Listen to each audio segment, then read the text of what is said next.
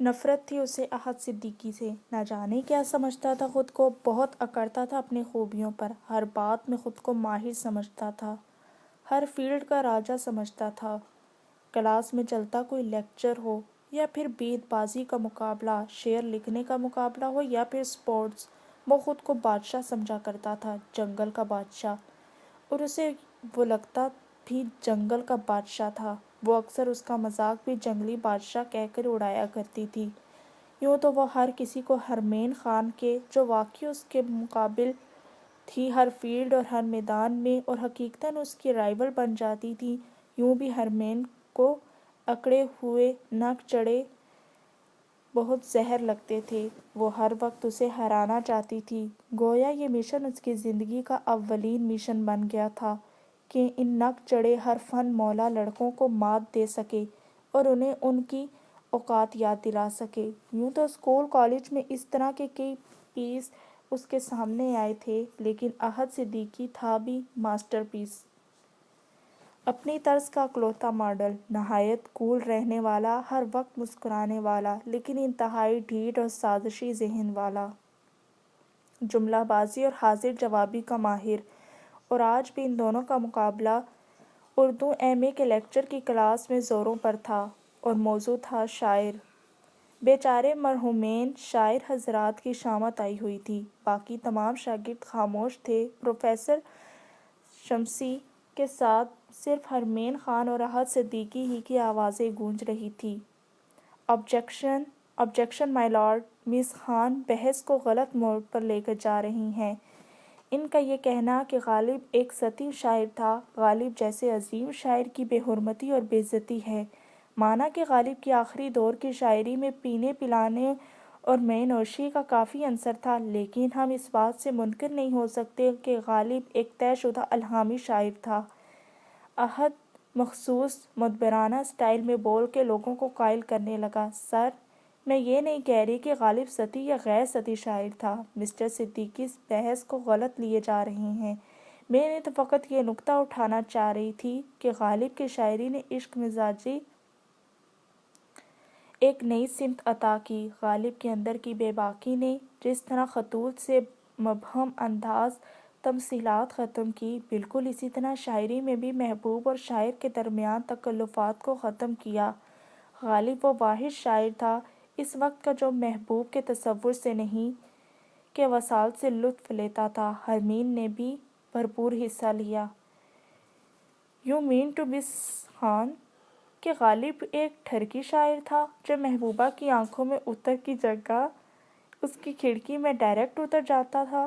احد کی بات پر کلاس ایک بار پھر بھرپور کہکا اٹھا۔ ہرمین کو اس پر ٹوٹ کے غصہ آیا، سر، پیور فیلو کلاس میں چلنے والی نہایت ادبی اور شائستہ گفتگو کو غلط مطلب دے رہے ہیں۔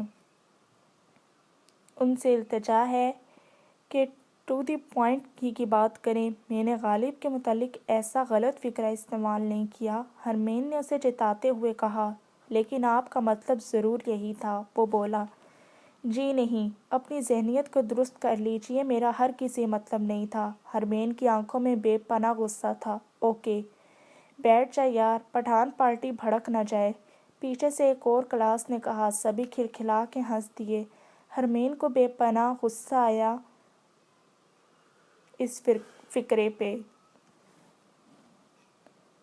وہ بھی بولی، ہاں جی، جنگل کے بادشاہ ہیں، انڈے دیں یا بچے، کوئی کچھ کہے گا تھوڑی۔ ہرمین کے کمنٹ پر لڑکیوں کی جانب سے ایک کہکا بلند ہوا۔ کیپ کوائٹ کلاس، کل ہم ترقی پسند رائٹرز کو پڑھیں گے۔ منٹو، عصمت، واجدہ تبسم کے کچھ افسانے زیر بحث رہیں گے۔ تمام اسٹوڈنٹس اچھی طرح سے تیاری کر کے آئیے گا۔ پروفیسر شمسی نے بحث کا اختتام کیا اور کلاس آف کر دی۔ بڑا جیمز بانڈ سمجھتا ہے خود کو، نالائق کہیں کا۔ کلاس کے ختم ہونے کے بعد احد اپنے دوستوں کے ہمراہ کسی بات پر ہنس رہا تھا۔ ہرمین کے منہ سے بے اختیار نکلا، تو چھوڑ نا یار، تجھے کیا اللہ واسطے کا بیر ہے اس سے؟ ثنا نے اسے بازو سے کھینچا اور کلاس سے باہر لے گئی۔ اور اگلے ہی دن ترقی پسند رائٹرز کی شامت تھی۔ منظرنامہ قریب قریب وہی تھا، کلاس کے چند ہونہار اسٹوڈنٹس بحث میں حصہ لے رہے تھے۔ ہرمین اور احد نہیں انہیں لیڈ کر رہے تھے۔ میرے خیال میں عصمت چغتائی منٹو سے زیادہ بہتر افسانہ نگار تھی۔ اس کے یہاں احساسات خود بخود جملوں کی شکل اختیار کر جایا کرتے تھے، جبکہ منٹو الٹے سیدھے الفاظ کا سہارا لے کر کہانی میں کرسپ پیدا کرنے کی ناممکن کوشش کرتا تھا۔ ہرمین کے ہاتھ میں بال پوائنٹ تھا اور وہ بڑے مفکرانہ انداز میں بال پوائنٹ والا ہاتھ ہلا ہلا کے بات کر رہی تھی۔ اس کے سیاہ لمبے بال کیچر میں قید تھے اور لٹیں اس کی گوری چٹی رنگت پہ لہرا رہی تھی۔ احد صدیقی ایک رو چھوڑ کر اس کے سامنے والے ڈیسک پر بیٹھا تھا اور اس کی آنکھیں بھی اس کی لٹوں میں الجھ رہی تھیں۔ لیکن مس خان، منٹو کی روانی اور بے باکی سے انکار کرنا تو اس کے ساتھ ناانصافی ہے، پروفیسر شمسی نے کہا۔ بلا شبہ ہے سر، لیکن ادب صحیح معنوں میں اس کو کہتے ہیں جو ہم اپنی اگلی نسلوں تک بے کم و کاست منتقل کر سکیں، اور میرا نہیں خیال منٹو ایسا رائٹر ہے کہ جس کے افسانے ہم اپنے بچوں کو نہ سنا سکیں۔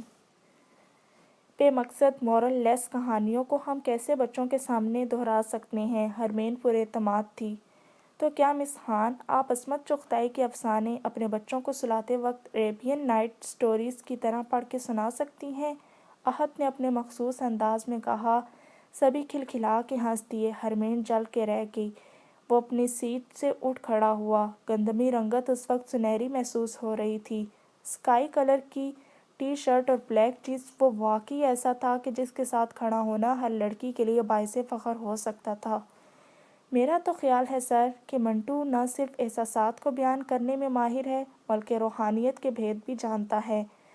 اس کے افسانے ٹھنڈا گوشت کو پڑھیں گے تو یقین آ جائے گا کہ محبت دراصل روحانی ہوتی ہے، کہ محبت میں سے روح کو نکال دیں تو جسم بیکار ہو جایا کرتے ہیں۔ محبت کی پیاسی روح ہوتی ہے اور ہم جسموں کو دوستی ٹھہراتے ہیں، انہیں سیراب کرتے ہیں۔ ان کے افسانے بو کو پڑھیں تو پتہ چلے گا کہ دراصل منٹو نے روح کو چھونے کی صحیح کی ہے، کیونکہ اس کے نزدیک محبت اور قربت فقط روح کی خاطر ہیں اور روح کے لیے ہی بنائے گئے ہیں۔ احد صدیقی یقین کے ساتھ بولا۔ پروفیسر شمسی سمیت سبھی اس کی سوچ کے قائل ہو گئے۔ سبھی نے اسے بے حد سراہا اور یقیناً اس کی یہ باتیں ہرمین خان کی روح میں بھی اتر رہی تھیں۔ اس کی روح بھی سیراب ہو رہی تھی۔ نہ جانے اسے کیا ہوا کہ وہ مزید کوئی رائے نہ دے پائی۔ فقط کچھ جملے اور الفاظ تھے جو اس کی سماعتوں میں رقص کر رہے تھے۔ وہ موجود وقت سے کہیں دور جانے لگی تھی۔ کلاس میں کیا موضوع چلتا رہا اسے پتہ ہی نہیں تھا۔ وہ فقط روح اور محبت کے درمیان کے دھاگوں میں الجھی رہی۔ محبت سے روح نکال دیں تو جسم بیکار ہو جایا کرتے ہیں۔ محبت کی پیاسی روح ہوا کرتی ہے اور جسموں کو سیراب کرتے رہتے ہیں۔ وہ کھو ہی تو گئی تھی۔ دوسرے سیمسٹر میں یونیورسٹی کا اینول فنکشن اناؤنس ہوا اور اسٹیج ڈرامے کے لیے اچھے اور قابل اسٹوڈنٹ سے رابطہ کیا گیا۔ ہرمین اور احد بھی انہی قابل اسٹوڈنٹ کی صف میں تھے۔ رائٹرز گلڈ کا وہ دونوں پہلے ہی حصہ تھے۔ رائٹرز گلڈ کی میٹنگ ہوئی اور سبھی ممبرز موجود تھے۔ ہرمین جب ہال میں داخل ہوئی تو سبھی کو اپنا منتظر پایا۔ میڈم جہاں آرا فاروق گل کی ہیڈ کی حیثیت سے کرسی پر براجمان تھی۔ جی تو ڈیئر ممبرز، اس سال 2 اسٹیج ڈرامے پیش کیے جائیں گے۔ ایک تو اکنامکس ڈپارٹمنٹ کے گروپ نے سلیکٹ کر لیا ہے، دوسرا کرنا ہے۔ آپ میں سے کسی کے پاس آئیڈیاز ہوں تو پلیز شیئر کریں۔ میڈم نے ابتدا کی۔ میں نے اور احد نے ایک کانسیپٹ کو اسٹڈی کیا ہے۔ آسکر وائلڈ کا لکھا ڈرامہ ہے، لیکن ہم اپنی طرف سے کچھ تبدیلیاں لانے کی کوشش کریں گے تو بہت نئی اور بہترین چیز بن جائے گی، سلیمان الوی نے کہا۔ اور میرا خیال ہے میڈم، آسکر وائلڈ کو اور شیکسپیئر بہت ہو چکے۔ پچھلے سال ہیملیٹ بھی ترجمے اور تبدیلیوں کے بعد دکھایا گیا تھا۔ میرا خیال ہے اس سال کوئی نئی تخلیق ہونی چاہیے، نائلہ علی نے کہا۔ یس، شی از رائٹ، مجھے کوئی نئی تخلیق چاہیے، میڈم نے تائید کی۔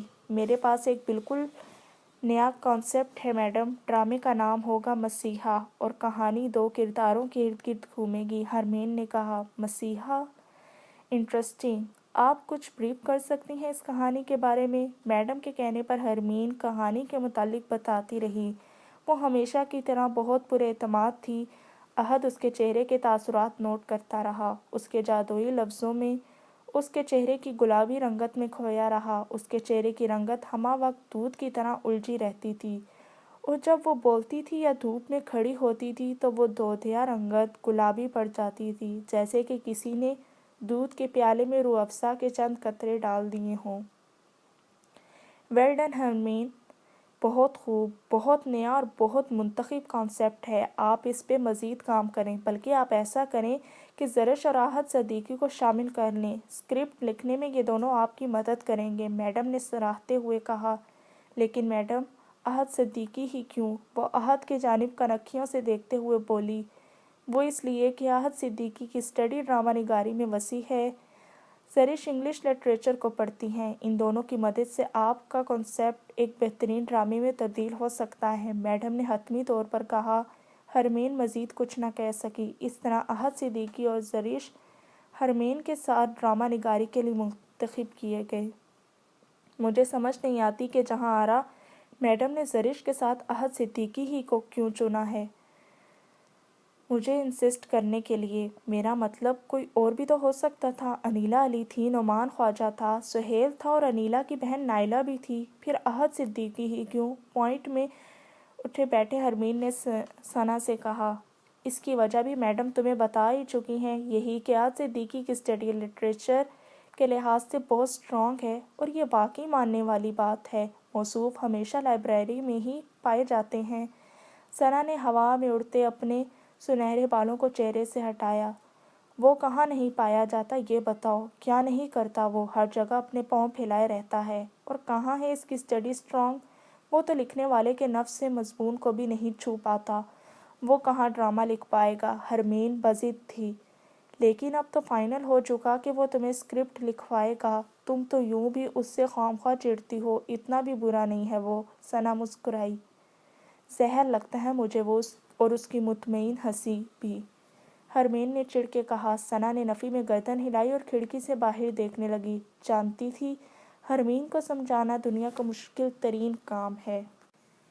اگلے ہی دن شروع کے پیریڈز کے بعد ایم اے انگلش کی زرش کے ہمراہ احد اس کے سامنے کھڑا تھا۔ ہرمین، چلو کسی بہتر جگہ بیٹھ کے ہم پلان ڈسکس کرتے ہیں اور پھر لکھنے کی شروعات کریں گے، زرش نے کہا۔ اوکے، میرا خیال ہے لائبریری چلتے ہیں، وہ بولی۔ لیکن میرا خیال ہے کہ لائبریری میں ہم اس وقت جائیں گے جب اسکرپٹنگ کی شروعات ہوگی۔ فی الحال ہمیں ڈسکس کرنا ہے جو لائبریرین ہرگز کرنے نہیں دے گا، احد بولا۔ تو پھر کہاں چلیں؟ زرش نے پوچھا۔ میرا خیال ہے کینٹین میں چلتے ہیں، موسم بھی کتنا مزے کا ہے، چائے پیتے پیتے ڈسکس کریں گے، احد نے خیال ظاہر کیا جو کہ ہرمین کو بالکل بھی پسند نہیں آیا۔ گڈ آئیڈیا، بارش میں چائے پینا مجھے ہمیشہ سے پسند ہے، زرش کھلکھلا دی۔ ہلکی ہلکی بوندوں میں وہ ان کے ہمراہ کینٹین کی جانب چل پڑی۔ زرش اور احد اس کے آگے آگے ہم قدم ہو کے چل رہے تھے، اور زرش احد کی باتوں پہ ہولے سے ہنس رہی تھی، اور ہرمین نہایت خاموشی سے ان کے پیچھے چل رہی تھی۔ نومبر کے مہینے میں پڑتی بوندیں جسم پہ ٹھنڈا ٹھنڈا سا احساس جگا رہی تھی۔ چلتے چلتے احد نے پیچھے مڑ کر اس کی جانب دیکھا۔ وہ ہاتھ میں فائل اٹھائے چھوٹے چھوٹے قدم بڑھاتی زمین کی طرف دیکھتی چل رہی تھی۔ اس کا کاسنی ریشمی دوپٹہ ہوا سے باتیں کر رہا تھا۔ آپ کا کانسیپٹ بہت اچھا ہے، اس پہ ایک بہترین پلاٹ اور اسکرپٹ بنایا جا سکتا ہے۔ احد نے اپنے قدم آہستہ کیے اور زرش سے پیچھے ہو کے ہرمین کے ساتھ چلنے لگا۔ تھینک یو، وہ محض اتنا ہی بولی۔ آپ کو لکھنے لکھانے میں دلچسپی ہے؟ اس نے پوچھا۔ میں رائٹرز کی فیملی سے بیلانگ کرتی ہوں۔ میری والدہ اردو کی مشہور افسانہ نگار تھیں، انہوں نے ڈائجسٹ اور رسالوں میں 30 سال تک لکھا۔ لکھنے کے جراثیم تو موروثی ہیں۔ وہ بظاہر زرش کی طرف دیکھ رہی تھی اور احد کے سوال کا جواب دے رہی تھی۔ ویل ڈن، بہت خوب، احد نے سراہا۔ چلتے چلتے وہ سب کیفیٹیریا کے پاس آ گئے۔ کیفے تو پہنچ گئے ہیں ہم، یہ تم کہاں چلتے چلے جا رہے ہو؟ زرش نے آگے بڑھتے ہوئے احد کو ٹوکا۔ کیا تم لوگ اس 3rd کلاس کیفے کی گندی کرسیوں پہ بیٹھ کے چائے پیو گے؟ وہ بولا۔ تو پھر اور کہاں؟ گیٹ سے نکل کر 2 قدم کے فاصلے پہ ہمارے نوشاد بھائی کا ڈھابہ ہے، 10 روپے کی چائے کے کپ میں غضب کا ذائقہ ہے۔ اس کی اوپن ایئر چارپائیوں پہ بیٹھ کے اس موسم کو انجوائے کرنے کا مزہ ہی اور ہے۔ آہت کے لہجے میں بے پناہ کھنک تھی۔ زرش بھی کھلکھلا دی۔ زرش تھی بھی کچھ ایڈونچر پسند لڑکی۔ وہ ہرمین کی طرح رزروڈ اور بور نہیں تھی۔ وہ جدید تراش خراش کے کپڑے پہنتی تھی۔ آج بھی اس نے نیلی جینز کے ساتھ فیروزی کھلا کرتا پہنا تھا۔ یونیورسٹی گیٹ پھلانگنے کے بعد واقعی ذرا سے فاصلے پہ کیفے سعید کا بورڈ نظر آیا، جس کے باہر 4-5 عام سی چارپائیاں رکھی تھیں۔ وہ تینوں بھی انہی میں سے ایک چارپائی پہ بیٹھ کے بوندیں برسنا اب بند ہو گئی تھیں، مگر سفید بادلوں نے اپنے وجود سے پورا نیلا آسمان ڈھک رکھا تھا۔ نوشاد بھائی، مہمان لایا ہوں، ذرا 3 اسپیشل کپ چائے لانا، احد نے بڑے سٹائل سے کہا اور آلتی پالتی مار کر چارپائی پر بیٹھ گیا اور ہرمین دل ہی دل میں کڑتی رہی کہ یہ بھی کوئی جگہ ہے بھلا پلاٹ ڈسکس کرنے یا اسکرپٹ لکھنے کی، حتیٰ کہ چائے پینے کی۔ اگر اسے کسی نے یہاں دیکھ لیا تو کتنا مذاق اڑایا جائے گا اس کا، کتنی انسلٹ ہوگی اس کی۔ اتنے ویل آف بیک گراؤنڈ سے تعلق رکھنے والی ہرمین خان معمولی سے ڈھابے میں چارپائی پہ بیٹھ کے چائے پی رہی ہے۔ یہ احساس شروع میں تو بہت ہی گہرا تھا، لیکن آہستہ آہستہ وقت گزرتا رہا اور یہ احساس معدوم ہوتا گیا۔ اس خوبصورت موسم میں وہ خاص ذائقے دار چائے کی پیالی پینا، احد کی مسکراہٹیں اور لطیفے سننا، اس کی جادوئی باتوں میں ایک کشش تھی۔ وہ مسلسل بول رہا تھا، اس کے بولنے کی رفتار بہت زیادہ تھی۔ موسم لٹریچر یونیورسٹی فیلوز کے متعلق بولتے بولتے وہ بہت اچانک ہرمین کے کانسیپٹ کی طرف نکل گیا اور اس نے اسکرپٹ اور مناظر کے متعلق ایسے ایسے آئیڈیاز دیے کہ ہرمین خود حیران رہ گئی۔ یہ ملاقات یادگار تھی اور خوبصورت بھی۔ اس کا احساس اسے ملاقات کے اختتام ہوا تھا۔ محبت کائناتی وسعتوں سے بھی کہیں آگے کی لامحدود وسعت ہے۔ کسی چہرے کو آنکھوں اور خوابوں کی دعا پر نقش کرنا اور اس کے بارے میں سوچنا، وہ اپنی ہر خواہش کو بس اس ذات تک محدود کر لینا، کبھی مل کر کسی سے بے خبر آدھے سمندر تک سفر کرنا، شبوں کے گندموں میں گونجتی بے چینیوں کے درمیان رہنا، ہمیشہ بے خیالی میں ستاروں، چاند، تاروں، بادلوں پر اس کے بارے میں کوئی جھلملاتی بات لکھ دینا یا پھر لکھ کر مٹا دینا۔ کبھی ایسا بھی ہوتا ہے بہت ہی روٹھ کر، ناراض ہو کر اس کے چہرے کو ہمیشہ کھوجتے رہنا، وہ مانے یا نہ مانے بس اسے لکھنا، اسے کہنا محبت ہے۔ ہرمین خان، تمہارا تصور مجھے قرار لینے کیوں نہیں دیتا؟ اسکرپٹ کے پیپرز سامنے رکھے تھے جن پہ فقط چند سطریں ہی وہ لکھ سکا تھا۔ بار بار ہرمین کا چہرہ اس کی نگاہوں کے سامنے آ رہا تھا، وہ بار بار اسے جھٹکنے کی کوشش کر رہا تھا۔ فار گاڈ سیک ہرمین، مجھے لکھنے دو۔ وہ دونوں ہاتھوں سے اپنا بال پکڑ کے سر کے بال زور زور سے ہلانے لگا۔ کیا ہے یہ؟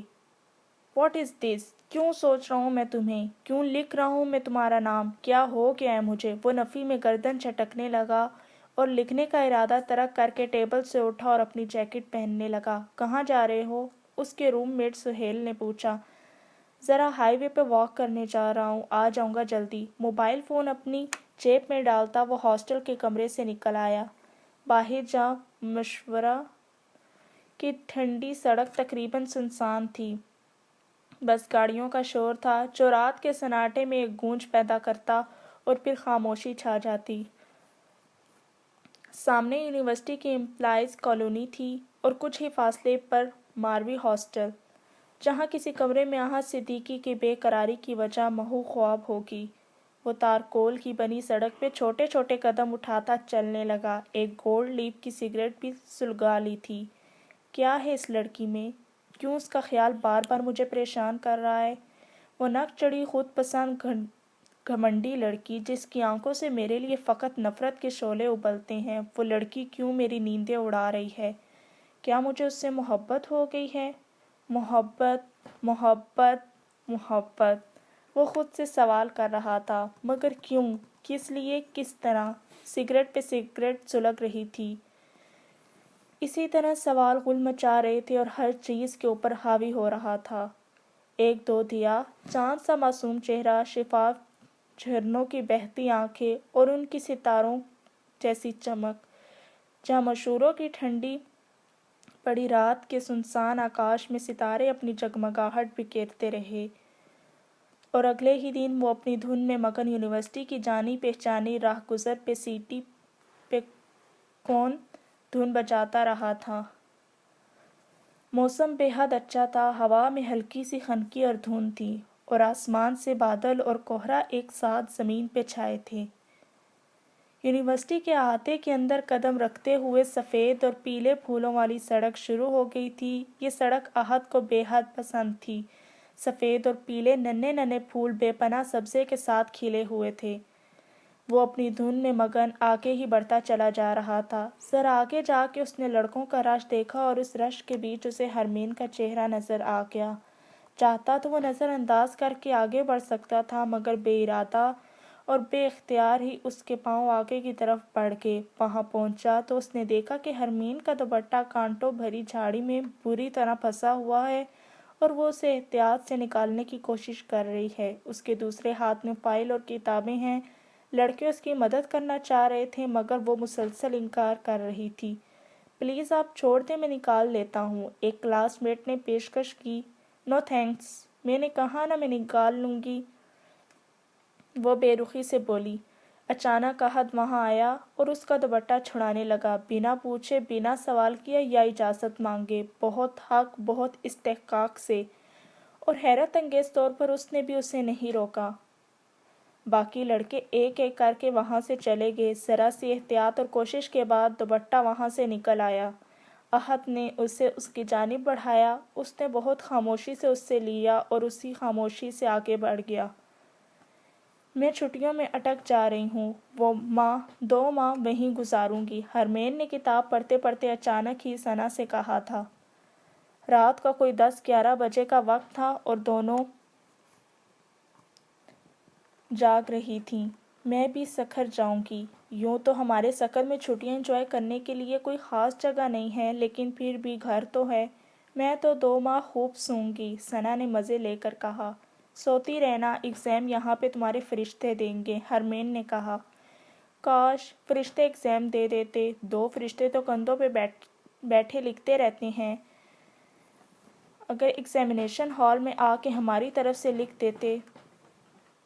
ثنا نے خوش ہو کے کہا، تمہیں جتنی نیند کی بیماری ہے نا، تمہارے فرشتے بھی اتنا ہی سوتے ہوں گے، کسی کام کے نہ ہوں گے، ہرمین نے اسے چھیڑا۔ اچھا بند کرو اپنا یہ ٹاپک اور بتاؤ قصہ چہار درویش کو اپنے لفظوں میں لکھا کہ نہیں؟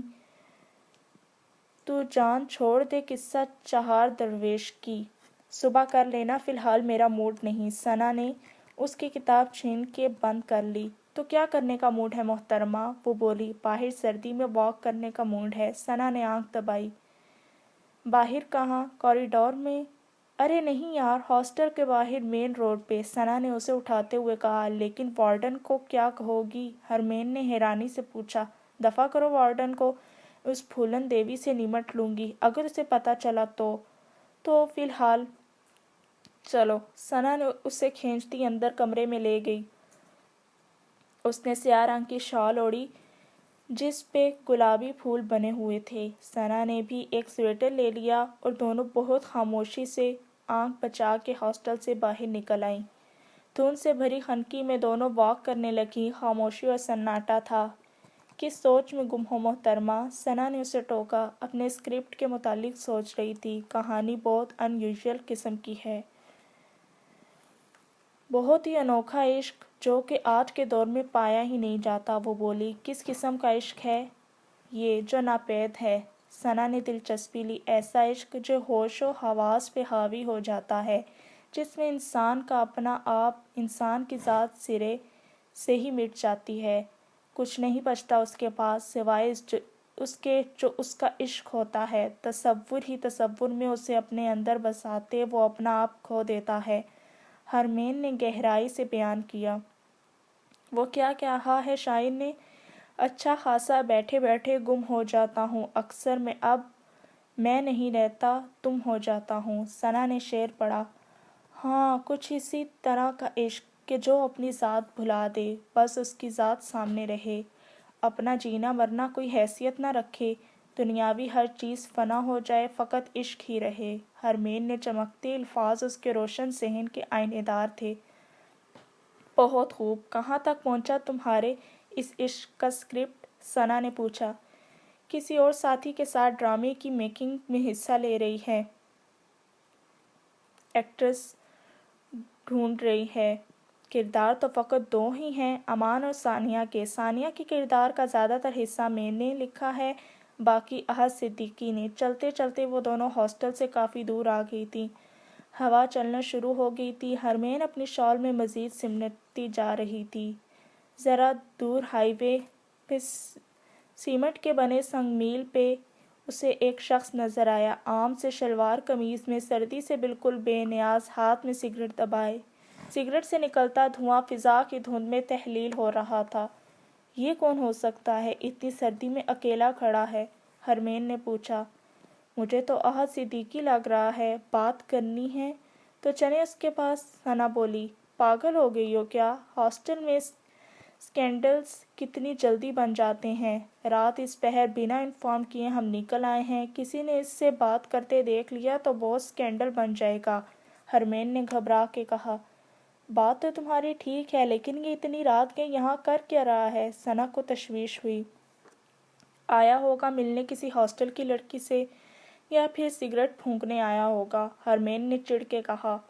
تمہیں اس غریب سے آخر پرابلم کیا ہے؟ کیوں ہر وقت اس کے پیچھے پڑی رہتی ہو؟ زہر لگتا ہے مجھے، یہ مردوں کی انتہائی بری قسم میں سے ہے، ہرمین نے شکل بنائی۔